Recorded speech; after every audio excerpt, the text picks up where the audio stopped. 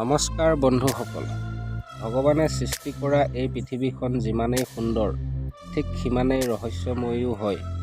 বন্ধুসকল, আপোনালোকে এই পৃথিৱীৰ সৈতে জড়িত এনেকুৱা বহুতো ৰহস্যময় তথ্য শুনিবলৈ পাইছে চাগৈ, যিয়ে আপোনালোকক আচৰিত কৰি তোলে। ঠিক এনেকুৱাই কেইটামান ৰহস্যময় তথ্য মই লৈ আহিছোঁ আপোনালোকৰ ওচৰত, যাক শুনাৰ পিছত হয়তো আপোনালোকৰ বিশ্বাস নহ'বও পাৰে। বন্ধুসকল, আপোনালোকে মোৰ এই ভিডিঅ'টো অকণো স্কিপ নকৰাকৈ চাই থাকক, তেতিয়াহে সকলোখিনি জ্ঞান আহৰণ কৰিবলৈ পাব। আহক তেনেহ'লে ভিডিঅ'টো আৰম্ভ কৰোঁ। ফেক্ট 1: পৃথিৱীত এনেকুৱা এখন জেগা আছে য'ত সাগৰ আৰু মৰুভূমি একেলগে সমাবিষ্ট হৈ আছে। এই জেগাডোখৰৰ নাম নেমিবিয়াৰ ৱেষ্ট কোষ্ট।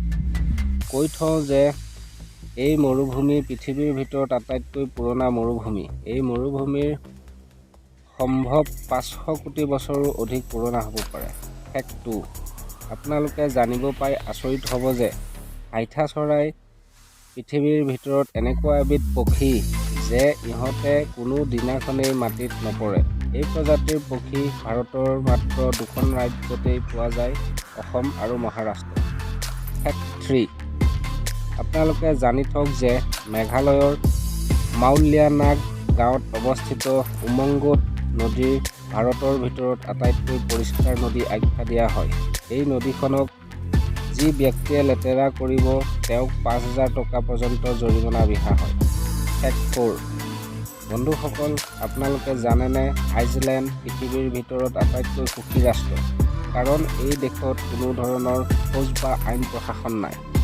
ফেক্ট 5: আপোনালোকে জানিলে আচৰিত হ'ব যে টকেলাও নামৰ এই দ্বীপটোৰ বাসিন্দাসকলে সূৰ্য উদয় হোৱাৰ পিছতহে বিদ্যুতৰ মজা উপভোগ কৰিব পাৰে।